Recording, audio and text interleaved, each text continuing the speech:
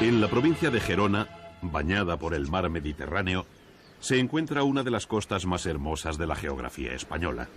Es la Costa Brava, y a su litoral, de gran belleza natural, se unen un sinfín de pequeñas y preciosas poblaciones de origen medieval que se esconden entre pinares y calas tranquilas.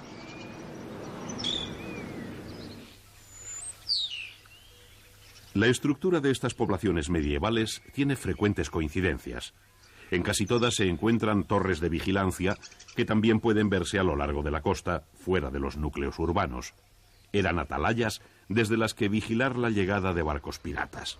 Cuando avistaban alguno, encendían hogueras que eran visibles desde las torres de las poblaciones y los habitantes tenían tiempo de preparar la defensa o ponerse a salvo.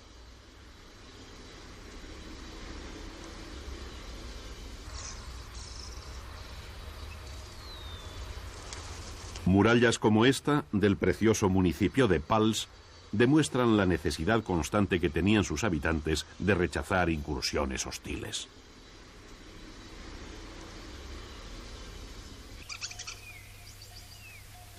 Al igual que la cercana Bagur, Pals conserva el sabor de sus primeros tiempos medievales. Las casas de piedra, las torres de vigilancia, las murallas y las callejuelas empedradas escondidas en la sombra reciben al viajero con un aire distinto, fresco, antiguo. Aunque la población se ha restaurado recientemente, se han respetado hasta el extremo sus orígenes, consiguiéndose la recuperación no solo de las casas y calles, sino del ambiente tranquilo, casi irreal, que nos transporta en el tiempo hasta la Edad Media.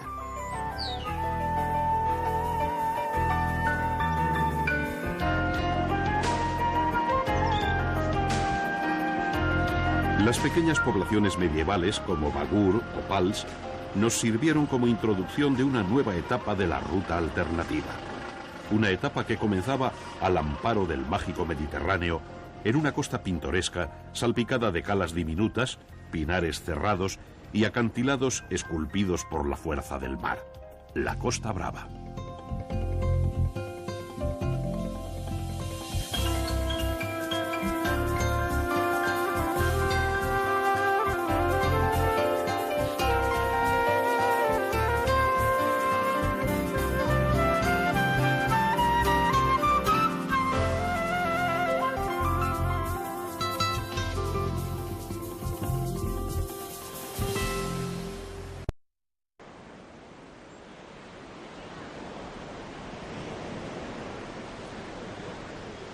Escondido en uno de los escarpados relieves del litoral, conocido como Punta de Smuts, se levanta el parador de turismo Costa Brava.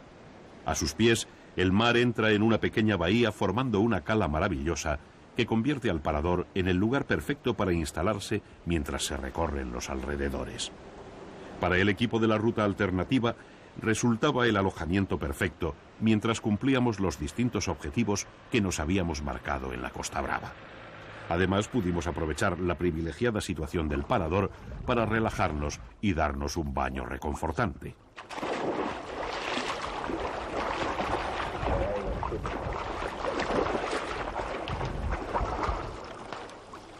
El parador Costa Brava se levanta sobre la tranquila playa de Aiguablava.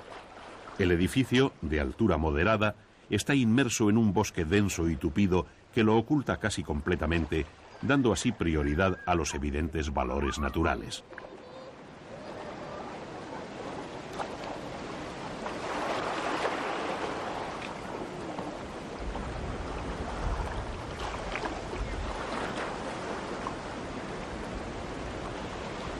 La pequeña bahía, que alterna pinos, playa y un mar de aguas cristalinas, es la meta de los amantes de distintos deportes acuáticos que diariamente llegan hasta aquí para disfrutar de sus aficiones.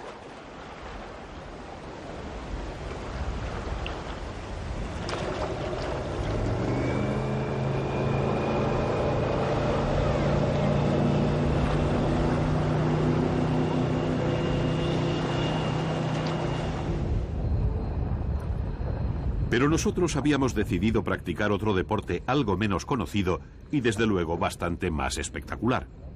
Cerca de Aiguablava se encuentra el Centro de Paracaidismo Costa Brava, y aunque éramos absolutos neófitos en el salto con paracaídas, decidimos apuntarnos a unas clases y aprender con ellos la inigualable experiencia de un salto al vacío. La emoción estaba garantizada.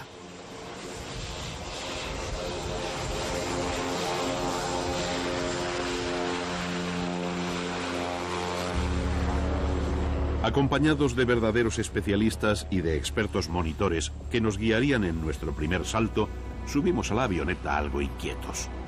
Pero pronto íbamos a descubrir que las posibilidades de diversión, de emoción y de belleza plástica no conocen límites en este inusual deporte. Íbamos a entrar en un mundo distinto a todo lo que conocíamos hasta entonces. De hecho, por primera vez íbamos a volar.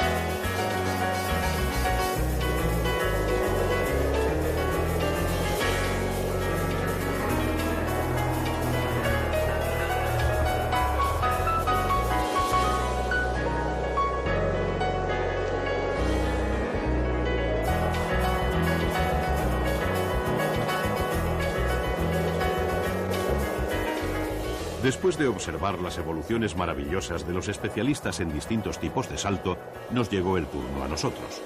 El salto de los principiantes se hace acompañado de 2 monitores del club que controlan todos los movimientos de la caída, de forma que se está seguro en todo momento.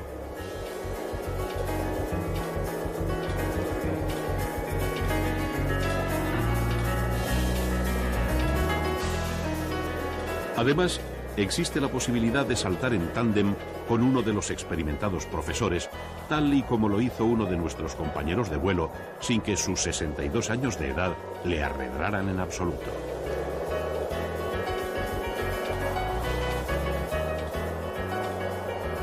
Así, el deporte del paracaidismo se hace seguro y uno puede disfrutar de sentirse pájaro por unos minutos y jugar a volar en la inmensidad solitaria del cielo.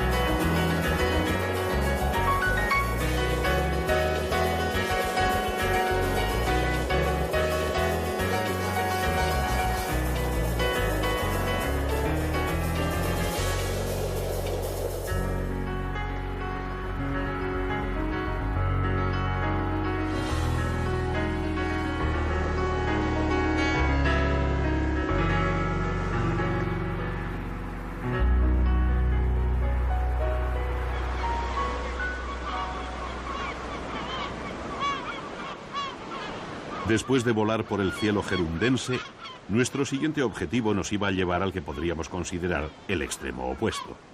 Cerca de Aiguablava, a escasa distancia del litoral, las Islas Medas es uno de los mejores lugares de la costa española para la práctica del buceo. Como en tantas otras ocasiones, las inmersiones las realizamos asesorados y acompañados de nuestro amigo Paco Candela, un experto buceador y cámara submarino que rodaría nuestro descenso hasta los fondos feraces de las Medas.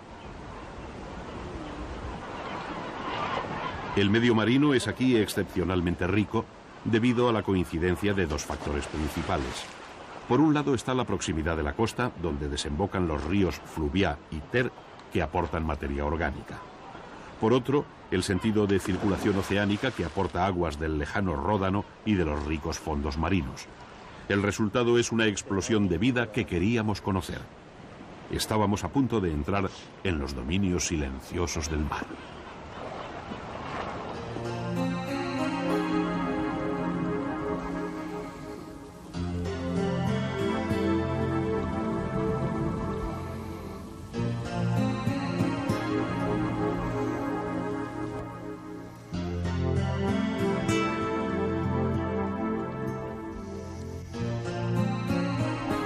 La topografía accidentada del Ventos de las Medas y los diferentes fondos con que cuenta crean gran variedad de hábitats distintos que encierran a su vez distintas especies. Millares de gorgonias y otros corales tapizan las paredes rocosas del fondo, convirtiéndolo en una selva extraña de movimientos suaves. Es el reino de los antozoos, los animales flor, las criaturas diminutas cuyas colonias tantas veces se confunden con plantas submarinas.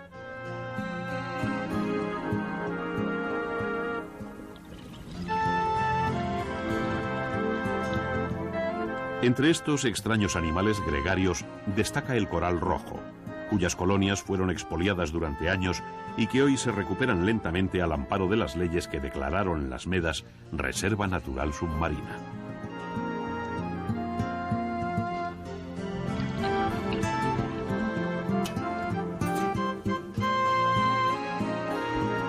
En un conjunto de ecosistemas tan ricos, las distintas especies de peces son fáciles de encontrar, aun cuando visten un camuflaje tan efectivo como el de este cabracho, que con sus espinas venenosas levantadas nos advierte que estamos acercándonos demasiado.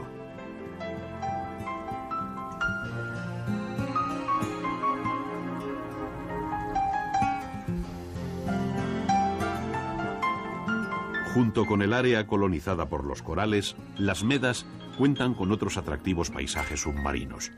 Uno de ellos, reservado para aquellos que no sufran claustrofobia, es el de las cuevas. Cientos de peces nadan en la penumbra de las muchas cuevas y galerías del fondo irregular de las Medas.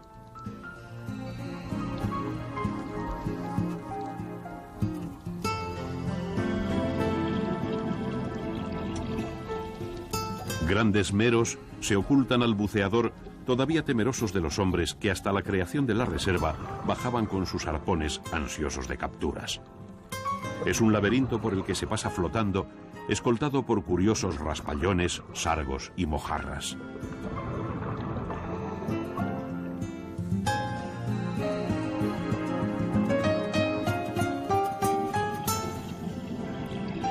En algunas cuevas, otros animales más impresionantes salen a recibir a los buceadores. En este caso es un congrio que acude curioso a ver quién ha entrado en su reino particular. Es una criatura fascinante, pero puede resultar peligrosa, por lo que los buceadores no le pierden de vista mientras son sometidos a un intenso examen.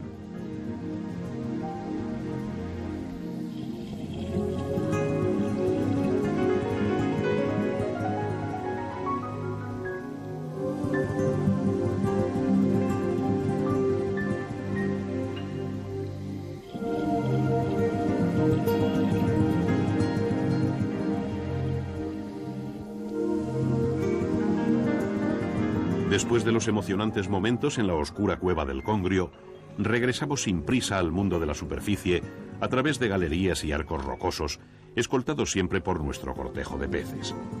Una vez más, el tiempo se nos había escapado de las manos.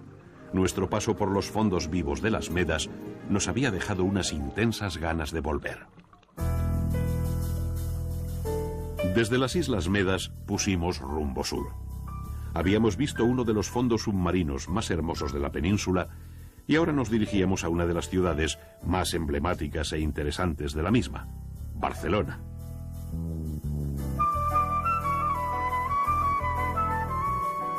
El asentamiento urbano en la actual ciudad de Barcelona tiene su origen en la influencia que ejerció sobre las tribus indígenas la fundación griega de Ampurias, hoy Gerona, a mitad del siglo VI. Hoy Barcelona es una ciudad grandiosa, cosmopolita, salpicada de bellísimos monumentos antiguos y de modernas obras arquitectónicas dedicadas al arte y la cultura.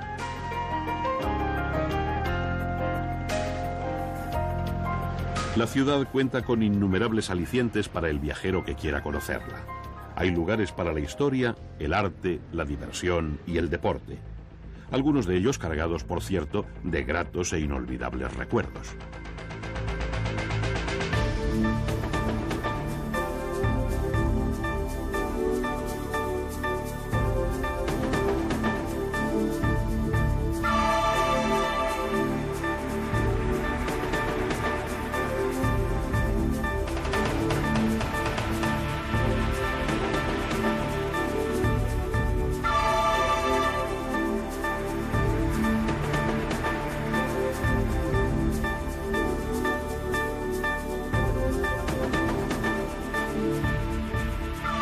El Estadio Olímpico de Montjuïc estará cubierto para siempre por el recuerdo mágico de la Olimpiada de 1992, una Olimpiada encabezada por la bandera de la fraternidad y la paz entre los pueblos. Pero el equipo de la ruta alternativa tenía un objetivo diferente, centrado en una parte de la historia de la ciudad que por desgracia permanece generalmente en el olvido, porque poca gente conoce que Barcelona tuvo un importante papel en la España judía.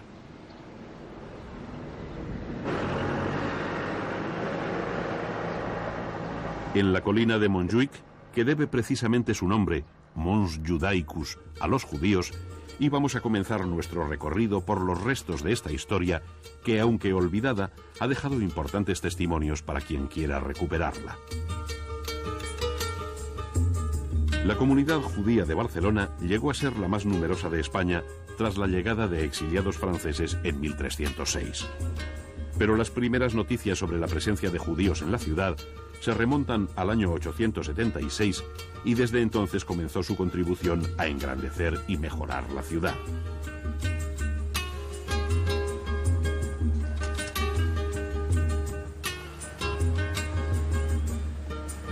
En Barcelona había dos barrios judíos, el Call Mayor y el Call Menor. El primero de ellos, el Call Mayor, estaba dentro de las murallas y hoy se corresponde con el conocido como barrio gótico.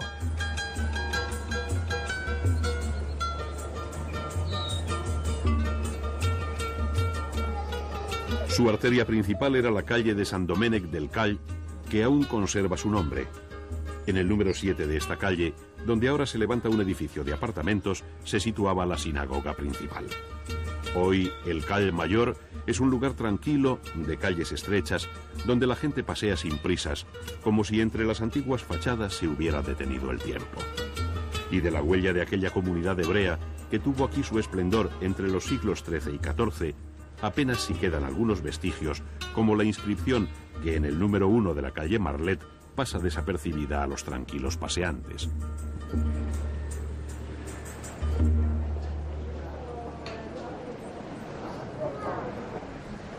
El Call Menor, por su parte, se realizó como ampliación del anterior, fuera de las murallas de la ciudad. Este segundo barrio judío ha desaparecido casi en su totalidad y lo único que nos ha llegado hasta nuestros días, de aquellos tiempos de esplendor hebreo, es el lugar donde se encontraba la sinagoga y que hoy ocupa la iglesia de Santiago.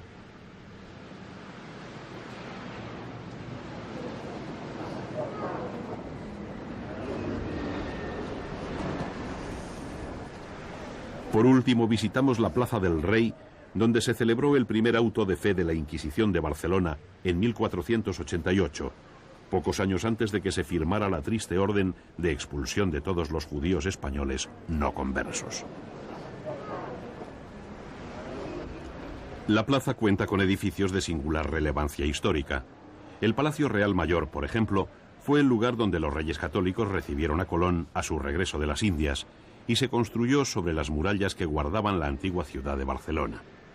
Están además el Museo de Historia de la ciudad, donde se guarda un modelo de los antiguos baños judíos, y el Palacio del Lugarteniente del Rey, que alberga el archivo de la Corona de Aragón.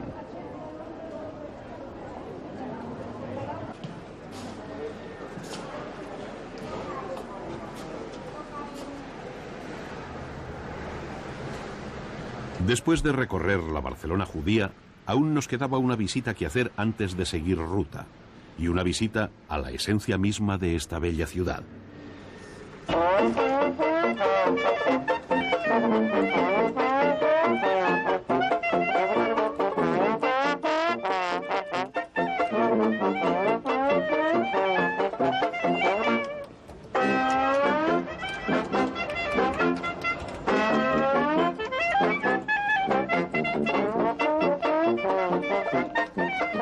Las Ramblas de Barcelona son la síntesis popular de esta ciudad de mil caras.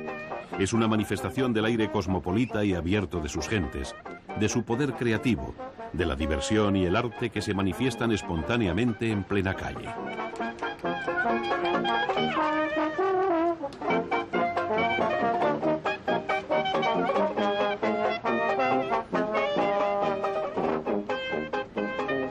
A punto de dejar Barcelona, un recorrido por las Ramblas nos dio la mejor de las despedidas, antes de seguir camino en nuestra octava ruta alternativa hacia el Parque Natural del Delta del Ebro.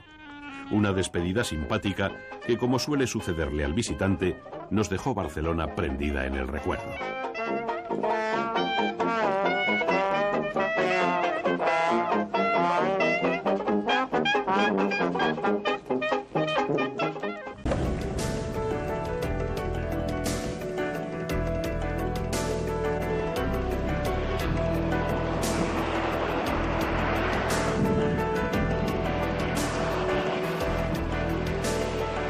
El Ebro tiene una cuenca de 85.500 kilómetros cuadrados y 928 kilómetros de recorrido.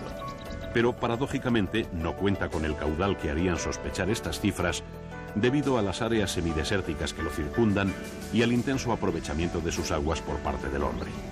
Aún así, entre los siglos XIV y XVIII se formó un delta en su desembocadura que se ha convertido en la más importante y extensa zona húmeda de Cataluña, el delta del Ebro, nuestro siguiente destino.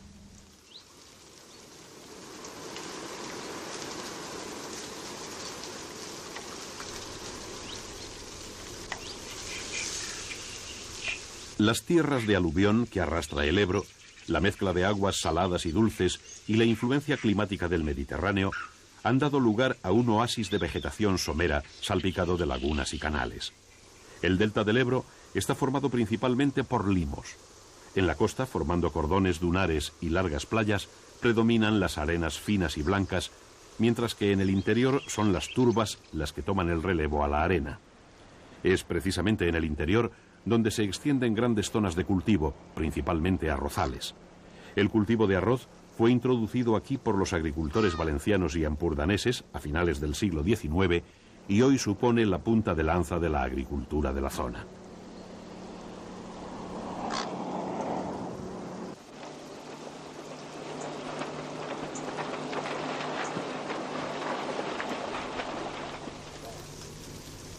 La riqueza de este medio natural permite la vida de muchas especies animales que encuentran refugio y alimento entre los carrizales, las lagunas y la franja costera.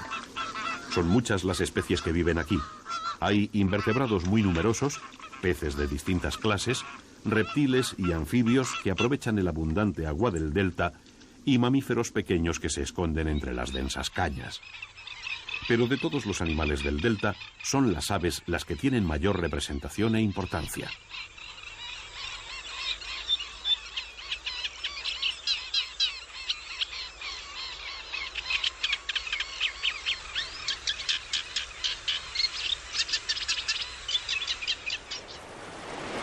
Todos y cada uno de los hábitats del delta han sido colonizados por distintas especies de aves.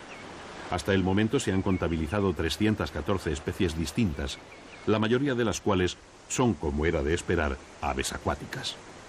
Más de 30.000 parejas de acuáticas se reproducen en el delta y llegan a invernar cerca de 180.000.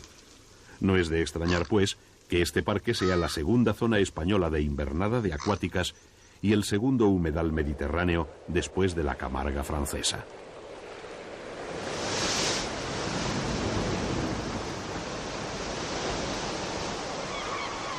Cada hábitat cuenta con sus animales correspondientes. La evolución les ha dotado de armas adaptativas particulares, de forma que cada especie puede sacar provecho de una zona determinada sin competir con sus especies vecinas.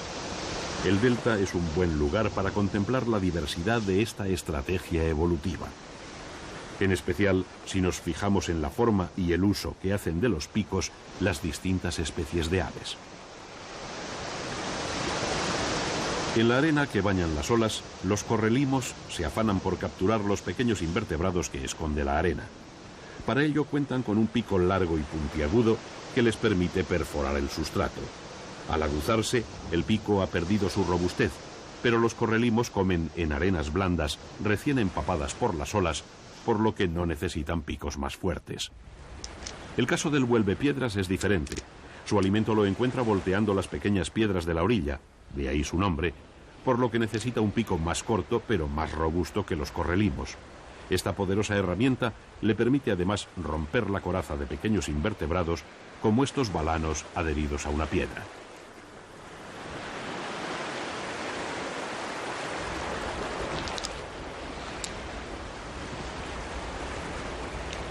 Hay también especies que han unido la robustez del pico con una considerable longitud y agudeza del mismo. Este es el caso de la garceta, que lo utiliza a modo de arpón para capturar los peces de los que se alimenta.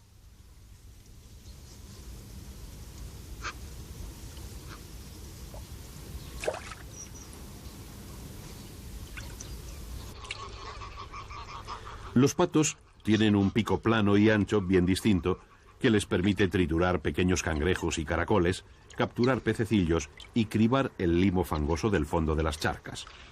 La aboceta, por el contrario, tiene un pico estrecho y largo, curvado hacia arriba en el extremo, para peinar las aguas someras y los limos con movimientos pendulares de la cabeza y así conseguir atrapar pequeños crustáceos. Entre todos los picos, quizás sea este, el de los flamencos, el más especializado. Tiene en su interior unas laminillas filtradoras y con ayuda de la lengua captura diminutas artemias y camarones de forma similar a como las grandes ballenas consiguen el krill. Para atrapar a los invertebrados del fondo, realizan esta cómica danza removiendo el fango de forma que el alimento llegue fácilmente hasta su pico.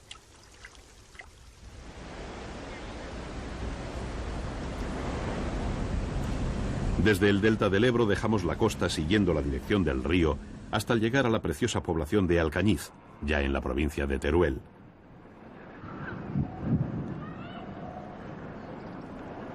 Alcañiz, antigua capital administrativa del Bajo Aragón, es una localidad de antiquísimo pasado. Sobre sus casas bajas, afortunadamente conservadas, destaca la monumental colegiata de Santa María la Mayor, un templo barroco de cuidada ornamentación exterior.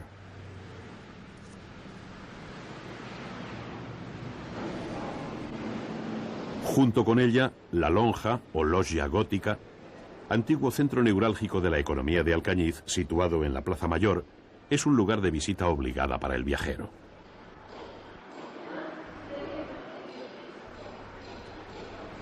En esta comarca del Bajo Aragón existen pruebas de la presencia de población íbera en el siglo VI a.C. Muy cerca de Alcañiz, junto al hermoso pueblo de Calaceite, existen numerosos yacimientos arqueológicos que demuestran esta habitación de los íberos. De todos ellos, el de Cabezo de San Antonio, uno de los poblados íberos mejor conservados, permite adivinar cómo debieron ser las primeras poblaciones de estas tierras austeras.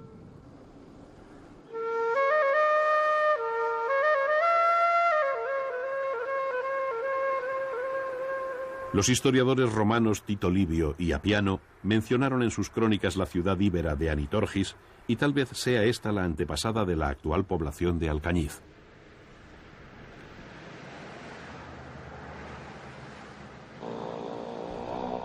Vista desde las afueras, la ciudad parece una fortaleza vigilada permanentemente por un fabuloso castillo amurallado que perteneció a la Orden de Calatrava y que se eleva sobre el resto de la población, coronando el cerro de Puy-Pinós.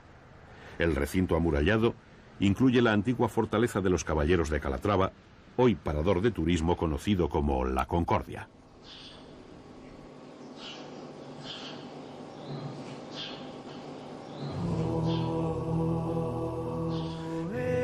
Visitar el conjunto de la ciudad de la fortificada es uno de los mayores alicientes de Alcañiz. A pocos pasos del parador, que ocupa el Palacio de los Comendadores, se pueden visitar distintas estancias del castillo que esconden interesantes sorpresas de tiempos pasados. En la Torre del Homenaje, del siglo XIV, el visitante puede disfrutar de maravillosas pinturas góticas que nos hablan de los usos y costumbres de aquellos días lejanos en que estas dependencias eran regidas, como el resto de la ciudad, por la poderosa Orden de Calatrava.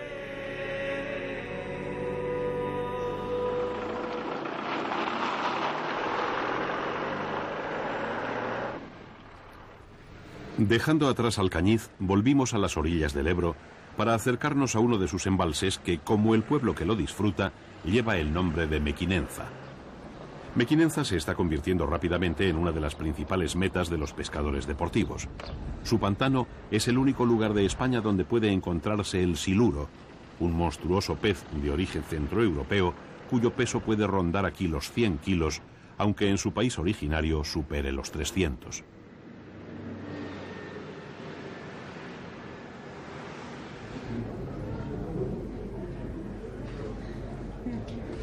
Para conocer algo más del magnífico animal e intentar su captura, teníamos la suerte de contar con nuestro amigo Marcos Calleja, un magnífico pescador que conoce estas aguas como nadie y un verdadero experto en la biología y costumbres del siluro.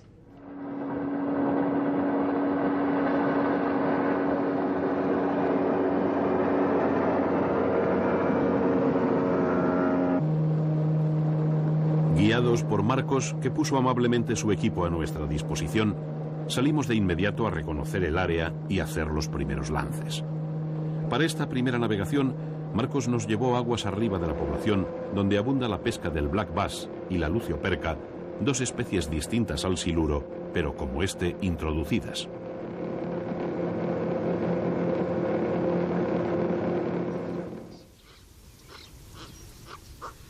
Las orillas cómodas del embalse son lugar adecuado para buscar estas dos especies de depredadores.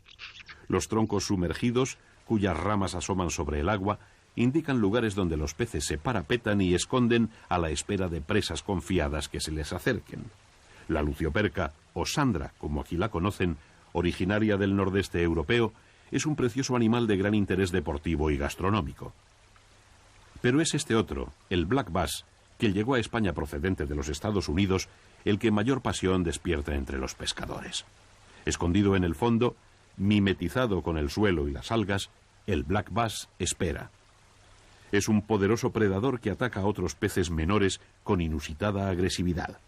Sus enormes mandíbulas, en América se le apoda boca grande, engullen con facilidad peces de buen tamaño, y es por esta razón por la que se le tienta con cebos artificiales que imitan toda suerte de pequeños animales.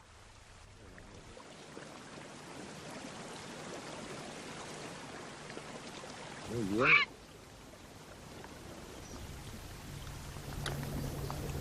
Siguiendo los consejos de Marcos, cuyos cebos de vinilo resultan infalibles con estos peces, comenzamos los lances aprendiendo de su maestría. No íbamos a tardar mucho en comprobar cómo su larga experiencia daba merecidos resultados.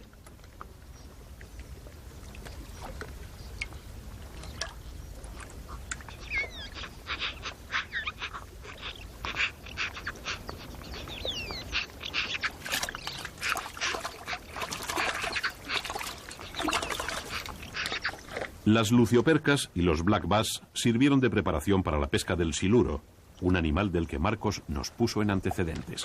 El siluro vino del Danubio y fue introducido en Mequinenza. Ha sido beneficioso y en la pesca deportiva ha representado un espectacular boom. Los siluros del Ebro han dado la vuelta al mundo y hoy día en Europa, en cualquier publicación especializada de de pesca en Holanda, en Francia, en Alemania, en Inglaterra, tienes en primera página de todas las principales revistas el siluro del Ebro. Y esto los españoles lo tienen que saber.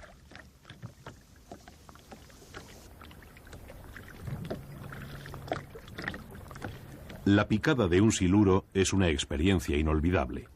Los consejos y generosidad de nuestro amigo Marcos nos permitían sentir ahora la emoción de tener al otro lado de la línea al poderoso adversario de Mequinenza. Ya lo creo.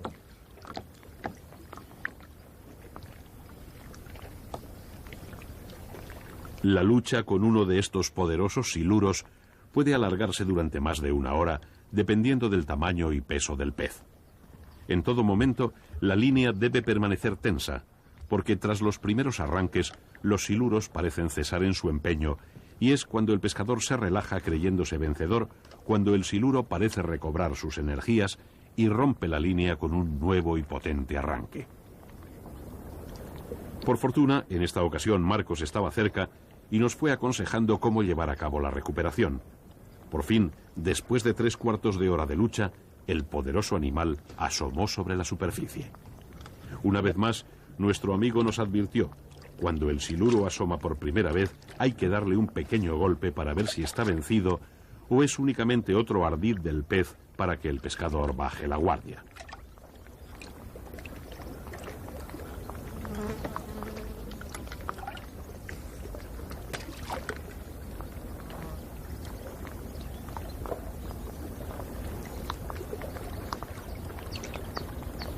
Cuando el siluro estuvo agotado, pudimos por fin acercarlo a la barca.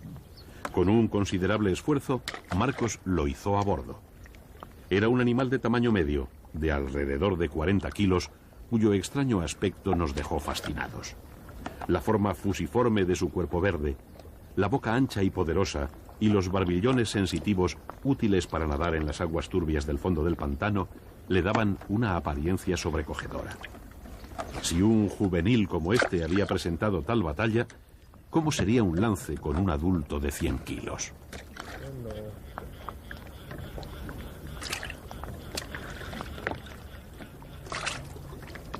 Agradecidos por la noble lucha que había prestado, y al igual que hiciéramos con Lucio Percas y Black Bass, devolvimos el siluro al agua, dejando su pelea grabada en nuestro recuerdo de forma indeleble. Y en el recuerdo del equipo, esperando volver a pescar con él pronto, quedó igualmente la imagen de Marcos, el pescador de las aguas de Mequinenza.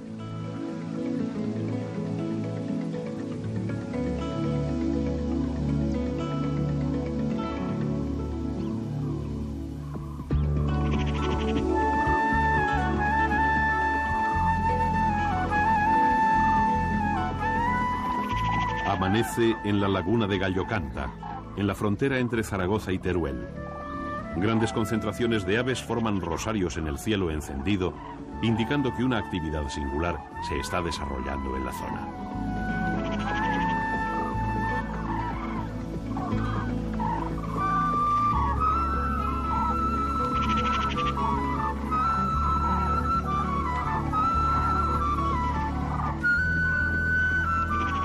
Es el espectáculo que todos los años en el mes de noviembre organizan las grullas que llegan a Gallocanta desde lejanos puntos de Europa para reponer fuerzas en su larga migración hacia los cuarteles de invierno en el sur de España y norte de África.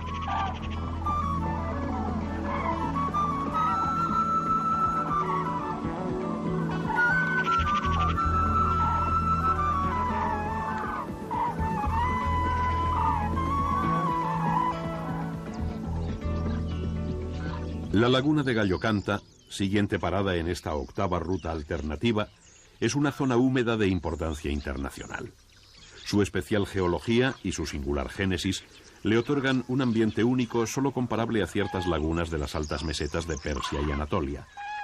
Aquí, aunque se llegan a citar más de 250 especies de vertebrados, el protagonismo lo tienen las grullas, que en sus paradas pre- y postnupciales llegan a Gallocanta formando una colonia que ha llegado a tener más de 60.000 ejemplares.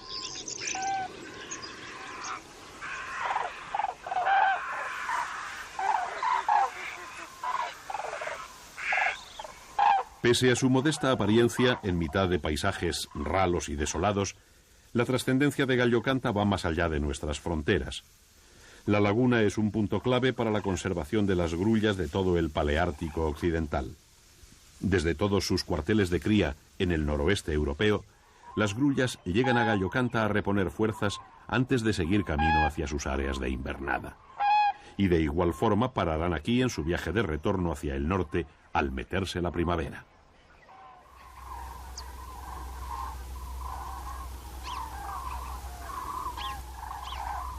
Las grullas pasan la mayor parte del día comiendo en los campos de cultivo, que ven compensadas sus pérdidas con la llegada de fondos europeos destinados a la protección de estas aves.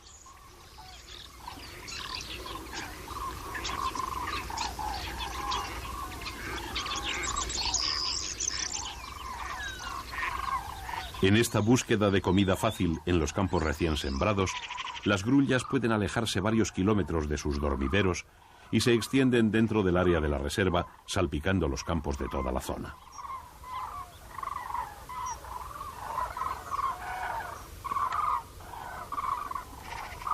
Cuando llegan aquí, en su ruta hacia el sur, están próximas a empezar su periodo de celo anual, y algunos individuos ejercitan esbozos de lo que será su llamativa parada nupcial.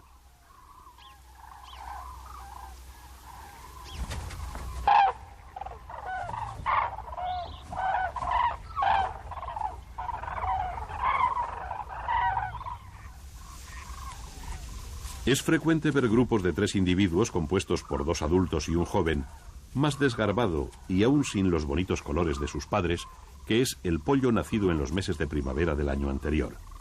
Son la prueba patente y esperanzadora de que la especie continúa en lenta recuperación después de estar amenazada durante años.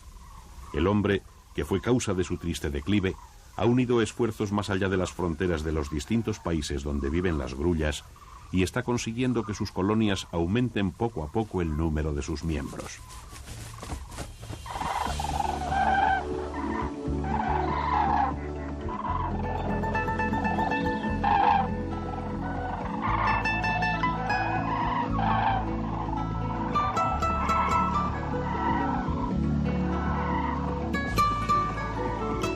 Al atardecer, las grullas vuelven a sus dormideros en las orillas de la laguna.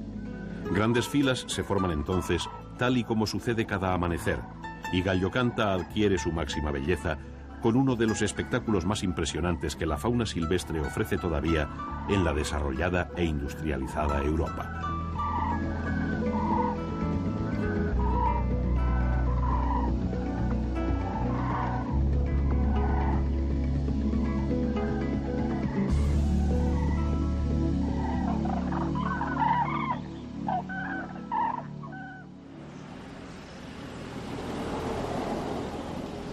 Dejando atrás Gallocanta, salimos de Zaragoza y entramos en la provincia de Guadalajara para admirar una pequeña ciudad enclavada en la orilla izquierda del río Henares, Sigüenza. En esta ciudad destacan ya desde lejos 2 edificios principales. El primero es este, que pese a su aire de fortaleza es la catedral, el edificio artístico más importante de la provincia. Recorriendo sus 3 naves de influencia cisterciense, se llega a la capilla de los Arce, en La Girola, donde descansan los restos de Martín Vázquez de Arce, conocido como el Doncel de Sigüenza, muerto a manos de los moros cuando trataba de socorrer a su señor, el duque del Infantado.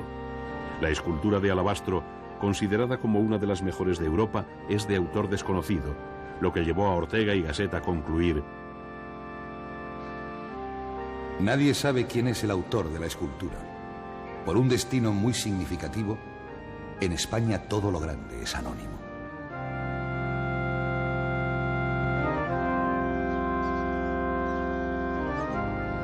El segundo edificio importante de la villa es un alcázar edificado entre los siglos XII y XV que domina la ciudad desde lo alto de un cerro.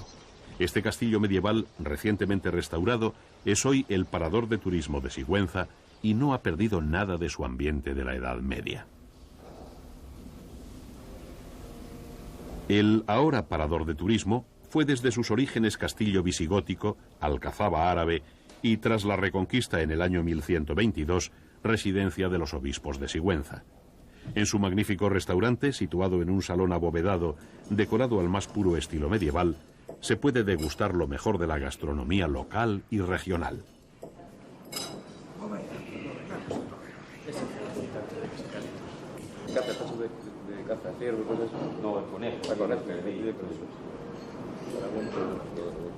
La sofisticación y variedad de los platos sorprende a los comensales.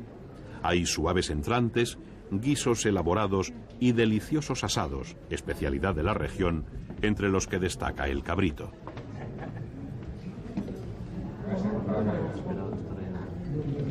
Un surtido de diferentes postres puso el punto final a tan variada y suculenta cena, demostrándonos que la gastronomía en el Parador era acorde con el ambiente esmerado que rodea al comedor y en general a todo el conjunto del precioso castillo.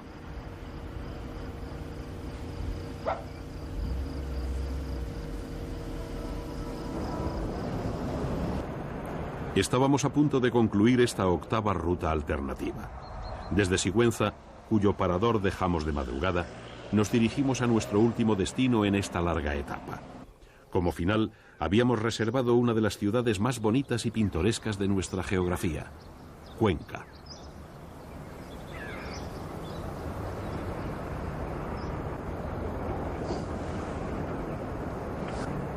Enclavada en una colina rocosa entre los ríos Júcar y Huécar, sobre cuyas hoces parece suspenderse, Cuenca es una ciudad preciosa de calles estrechas y empinadas y casas de preservada arquitectura medieval.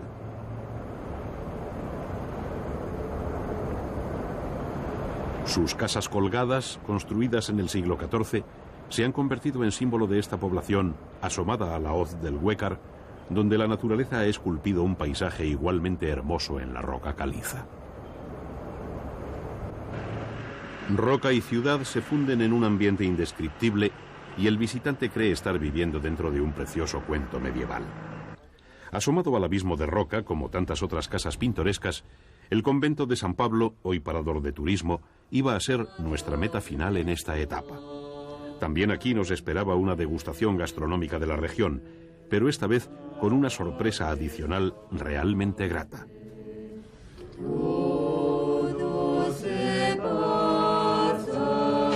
Dios no se muda, la paciencia todo lo alcanza.